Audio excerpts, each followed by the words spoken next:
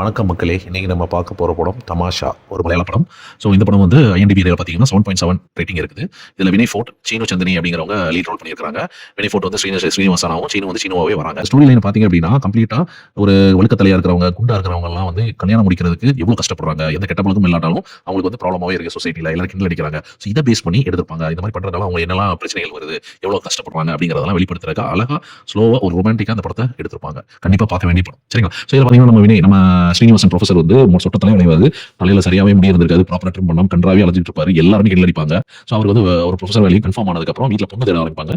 எதுவுமே கிடைக்காது. அவர் கூட வேலை பார்க்குற பொண்ணும் பக்கத்தில் இருக்கக்கூடிய ஸ்டைலான ப்ரொஃபஸரை பார்த்துட்டு போயிடும். ஸோ இந்த மாதிரி ரொம்ப கஷ்டப்பட்டு இருப்பாரு. ஒரு பொண்ணு இவரை தேடி வரும், இவரும் சந்தோஷப்படுவார். கடைசியில் பார்த்தா அது விற்கிற பிள்ளையா இருக்கும். ஸோ அது விக்க வாயிட்டு கடைசியாக ஒரு அலையன்ஸ் வரும். அதான் நம்ம ஹீரோயின் ரொம்ப குண்டா இருப்பாங்க. இவரும் போய் பாக்குறாரு. பார்த்துட்டு ரெண்டு பேரும் போகும்போது இவர் விக்க வச்சுட்டு போவாரு. இருந்தாலும் அதை கண்டுபிடிச்சிடும். ஒரு சின்ன சம்பவத்தினால இவர் வந்து வழக்கத்தில் கண்டுபிடிச்சிடும். ரெண்டு பேரும் வீட்டுக்கு போயிட்டு ரொம்ப ஃபீல் பண்ணுவாங்க. என்ன நம்ம பார்க்க வந்தவர் வலிக்கையா இருக்காரு, இந்த இவர் என்ன ஃபீல் பண்ணாலும் அது குண்டா இருக்கு அப்படின்னு சொல்லி மாறி மாறி கம்ப்ளைண்ட் பண்ணி வீட்டில் கம்ப்ளைண்ட் பண்ணிட்டு நைட்டு யோசிப்பாங்க. யோசிக்கும் போது சின்ன சின்ன விஷயத்துக்காக நம்ம ஏன் இது பண்ணோம், பொண்ணு நல்லா இருக்கு, பையன் நல்லா இருக்கணும்னு அந்த பொண்ணு அடுத்த நாள் வந்து இவர் காலேஜில் விக்க கொடுக்கறதுக்காக வரும்.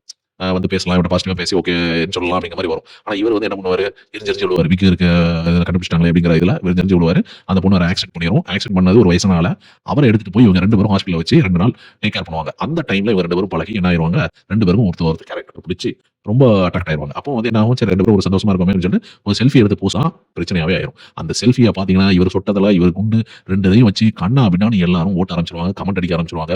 ஊரே கைவிட்டி சிரிக்கிற மாதிரி ஆயிரும். ஸோ இதுல ரொம்ப வெக்ஸ் ஆகி என்ன பண்ணுவார், ஹீரோயின் சண்டை போட்டு நீ அந்த போட்டோ எடுத்து அப்படின்னு பிரிஞ்சிருவாரு. இதுக்கப்புறம் அவங்க ரெண்டு பேரும் இந்த சிச்சுவேஷனை டேக்கிள் பண்ணி இந்த பிரச்சனை எப்படி சால்வ் அவுட் பண்றாங்க, அதுக்கப்புறம் இவங்க சேர்ந்தாங்களா பிரிஞ்சாங்களா, அதுதான் கதை. மனோரமா மேக்ஸ்ல அவைலபிளா இருக்கு. மனோரமா மேக்ஸ் சப்ஸ்கிரிப்ஷன் வந்து அதில் பாருங்க. மனோரமா மேக்ஸ் வந்து நம்ம அமேசானும் வாங்கிக்கலாம், இல்லை ஏர்டெல் எக்ஸ்ட்ரீம் வச்சிருந்தீங்க அப்படின்னா அதுலயும் குடும்பத்தோட உட்காந்து பார்க்கலாம்.